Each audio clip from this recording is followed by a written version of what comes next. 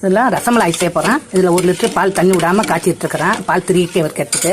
இதில் அந்த ரசமலாய் போடுறதுக்கு இதில் 1/2 லிட்டர் பால் தண்ணி விடாமல் காய்ச்சிட்டு இருக்கேன். பால் பொங்கி வந்துட்டு 1 கொதி வந்தது, இறக்கிட்டேன். இப்போ 1 ஸ்பூன் வினிக்கரில் 3 ஸ்பூன் தண்ணி கலந்து ஊற்றுறேன்.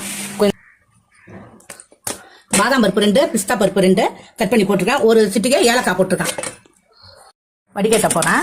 இதை வடிகட்டி இப்போ பிழிஞ்சு எடுக்க போகிறேன். 10 நிமிஷம் ரசமலாய்க்கு இதை மாதிரி இப்படி உள்ளங்கையால் இப்படி வச்சு தேய்ச்சி எடுத்து உருண்டை போடணும். பாருங்க எப்படி பேஸ்ட் மாதிரி இருக்கு பாருங்க. இதை மாதிரி செஞ்சுக்கணும், செஞ்சு உருட்டிக்கணும். இதெல்லாம் 4 டம்ளர் தண்ணி ஊற்றிருக்கிறேன்.